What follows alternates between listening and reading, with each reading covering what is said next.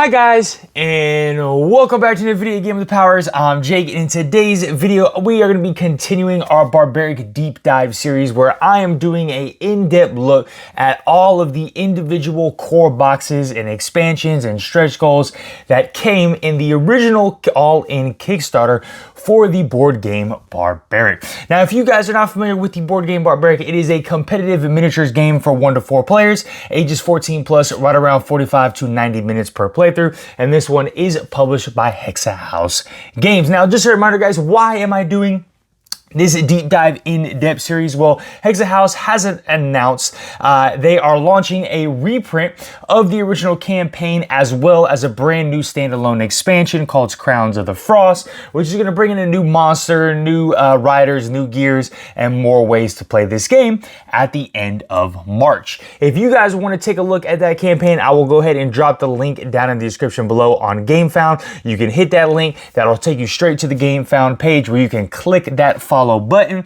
to be up to date on all the things Barbaric. Now, last week we took a look at core box number 2, which was the second main box in Barbaric. This one was called Into the Jungle. 2 weeks ago, we took a look at the very first core box, Barbaric After the Apocalypse. Today's video, we are going to be taking a look at the expansion here. As I move both these boxes away, this is going to be an expansion box called the Challenger. Now, this is not a standalone expansion. You will need either core box number 1 or core box number 2 in order to use this expansion. And this expansion is going to bring in 2 new riders and 2 new gears.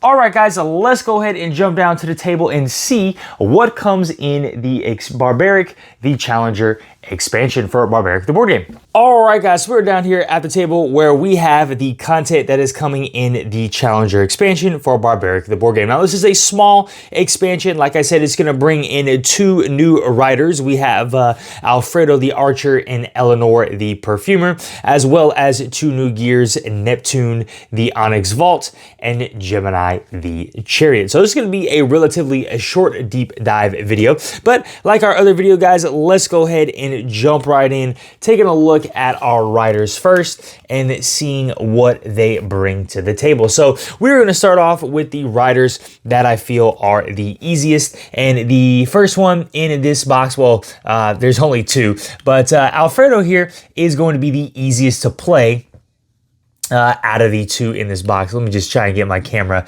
just a little bit better, clearer picture here. Okay, and let me get his miniature out here before I forget. Again, just a reminder, this is the shadow shaded version or the sun drop version of the miniatures that you are going to see here today. But this is Alfredo, the Archer. I would say he is easy difficulty, very easy to pick up and play. As an Archer, you can assume that he's going to be focusing on ranged attacks, but he also has a lot of flexibility. So you can spend resources to, move and heal, draw new cards, and things like that with some of his special condition cards that he has. Okay, let's take a look at this special condition here. So this is going to be consume resources. So when an ability allows Alfredo to use the consume resources action outside of the preparation phase, Alfredo can use the action, but others cannot. Now, what is this consume resource action? Well, in the first phase of the game, this preparation phase, you will get to choose one of 2 actions. You can pay resources to learn a skill. So any of your skill cards, you can do that. Or you can consume a resource to get a specific benefit. So if you spend fuel, you can either move 1 space or draw 2 cards. If you spend a food, you can heal 2 health or draw 2 cards. If you spend a scrap, you can regain 2 shields or draw 2 cards. So as I mentioned, guys, he really does have a lot of flexibility with his cards. You can heal, you can gain shields, you can move around the board, or you can just get 2 new cards, more cards into your hand. So that is his special condition here. All right, his very first skill that we're going to be taking a look at is going to be a long shot. So a single target within range 3, deal 2 damage to the target. This cannot be used against an adjacent target, and the upgraded version of this will increase the damage by 1. So dealing up to 3 damage to a single target within range 3 that is not adjacent. So very typical of a archer doing some long shots. Okay, the next one he has is shooting Shooting Star. So it's going to be a single target within range 1. Deal 1 damage to the target, then move to any space that is unoccupied and adjacent to that target. Again, working on that flexibility, right? Being able to maneuver around the board or maneuver around your opponents. The upgraded version of this increase the damage by 2. So 2 damage to a target, up to 2 damage to a target, and then move to any space that is unoccupied and adjacent to that target. So you can like move behind him, right? Kind of what he's doing in that picture. Like jump over him and shoot him. All right. Let me straighten Alfredo, our man, back up. Okay. The next skill he has is Identify. And this will be his last skill card. Use the search action for free. Then you may use the Consume resource as action. The upgraded version of this, Alfredo heals for 2. And again, that Consume resource, he can spend those resources to either move again, heal for 2, regain 2 shields, or draw 2 cards. So he can get those resources and then spend those resources to kind of be flexible and move around the board, or heal health, or heal shields, whatever he needs at that particular time. All right, his counter skill is Urgent Dodge. So when Alfredo takes damage from an adjacent enemy, avoid damage completely. Okay, so you can set this up with that maneuver skill in order to avoid damage. Last but not least, his ultimate skill, we have Arrow Shower. So a single target in range 2, deal 2 damage to the target, then deal the same damage to adjacent targets, a max of 2. Last but not least, we have his promo card. This is going to be Double Strafe, so a single target in range 3. When Alfredo deals damage to a non-adjacent target, increase the damage by 2. So again, a lot of long range skills, a lot of flexibility with him, being able to move, gain health, and gain shields or draw cards when he needs to. Last but not least, his Rider Mastery. We have Arch Ranger. So when using Long Shot, increase the range by 1. And then Moonwalker, when Alfredo takes damage, move Alfredo 1 space. So if you like characters that are going to just be very easy to pick up and play, long range, obviously he's an archer, right? He's going to have a lot of flexibility. Then Alfredo is going to be the guy for you. Okay, the second and last rider in this expansion box is going to be Eleanor the Perfumer. Now, Eleanor for me is going to be a hard difficulty. She is very challenging to play just because she has so many things going on, but her main focus is going to be mind control, okay? So she's going to be controlling other riders and gears. She's going to have some tokens called charms, so she's going to be charming these people, which is then going to allow her to control them. And so that's pretty much what her whole mechanics and asymmetry is all about. So she also has some healing potions where she can heal herself and others as well. Okay, so the special status card here, oh, let me get her miniature before I forget. And she's got a cool looking miniature. She's a skunk, by the way, if you guys have not figured that one out. But she's got a really cool miniature, bushy tail there. There's her little perfumes, and she's got a gas mask as well. But here we go. So the first status effect she's going to have is Charm. This is a debuff. So it says, a character with a charm token gains the following ability. The rider is considered charmed and cannot target Eleanor with rider skills. During the charm character's upkeep phase, roll the monster dice. On the result of a 4, 5, or 6, discard the charmed token. The next token she's going to have is a healing potion, a buff of maximum stack of 1.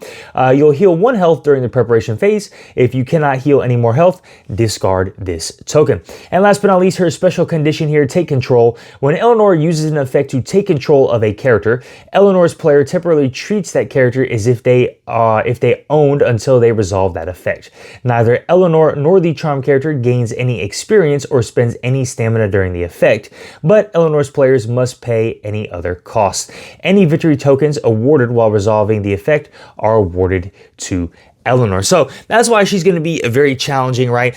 She's going to be taking control of other characters. You're going to have to set this up kind of with these charm tokens, but then even when she sets this up, she's not really gaining any experience. So you have to find ways to maneuver around the board, gain your own experience while also taking control of people and not gaining experience as well. So that's why I think she's very, very challenging to play. Now she's fun, but she's challenging to play. Okay. All right. So taking a look at her first skill, we have mind control. All right. So use the search action for free, take control and use a rider action with a charmed character.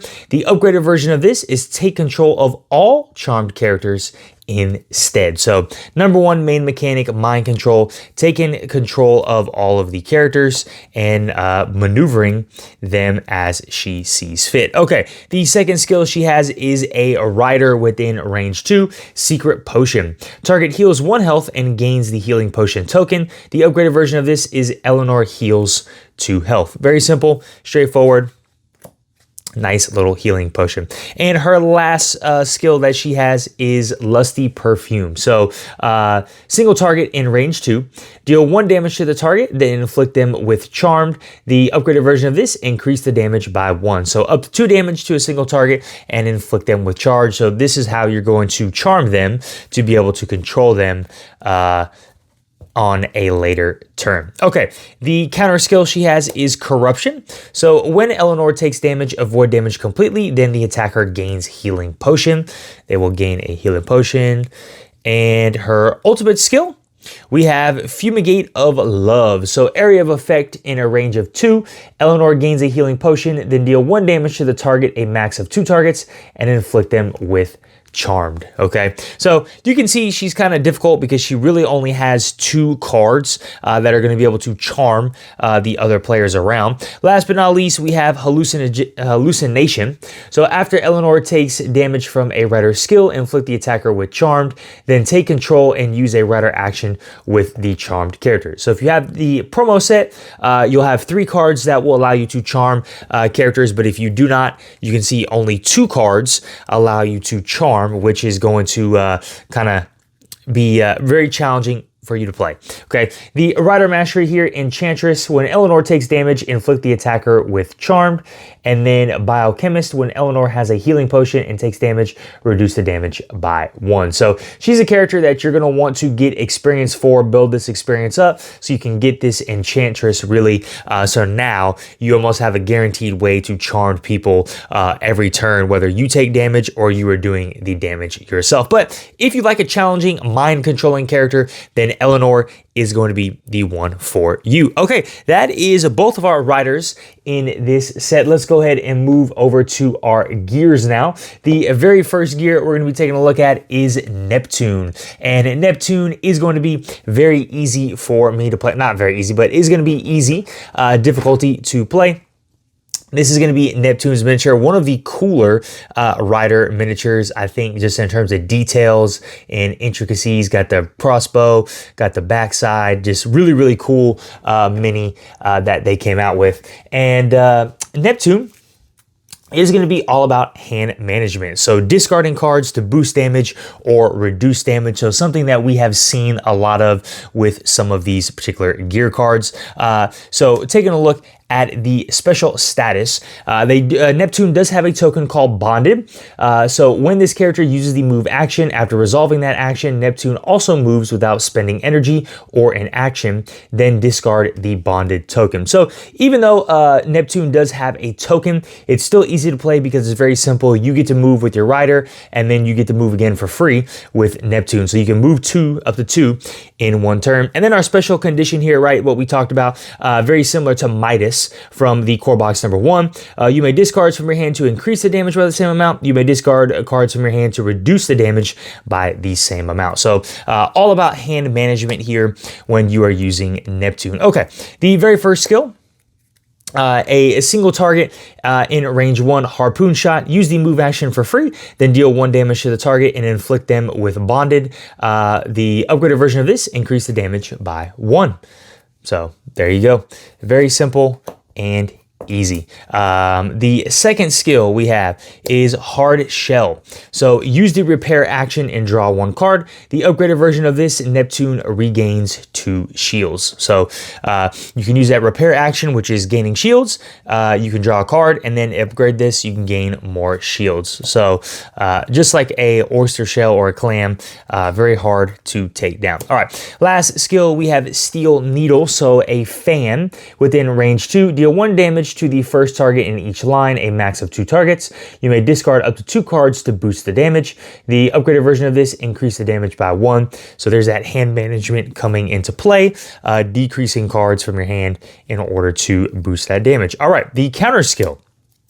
We have Dark Pearl. So when Neptune takes damage, you may discard up to 5 cards to reduce the damage by the same amount, then draw the same number of cards. So very, very powerful effect here that Neptune has. And the ultimate skill, we have the Last Judgment. So a single line, infinite range, deal 2 damage to all targets, then choose 2 cards in your discard pile, return them to your deck, and shuffle it. So all the targets in that single line, infinite range, deal damage, and then choose 2 cards to take back into your hand. Last but not least, we have our promo card, which is a counter skill, area of effect in range 1, Circle Shot. So after Neptune takes damage, regain 1 shield, then deal 1 damage to the targets, a max of 2, and inflict them with Bonded. All right. And I do think really quickly I messed up in my wording of Bonded, right? This is a debuff. So when you inflict somebody with Bonded, when that character uses the move action, after resolving that action, you get to move for free. I think the way I reworded it was you use a rider action, and then after your rider action, you get to move Neptune, and you could move up to 2 times in 1 turn. That was a mistake. I do apologize. The way this is going to work is you inflict somebody with Bonded, and then whenever they move, you move with them, right? So a play on the harpoon gun that you see right here. You're latching that harpoon into them, and you're moving when they are. So our gear mastery here, Harpoon Turret. When Neptune takes damage, inflict the attacker with Bonded.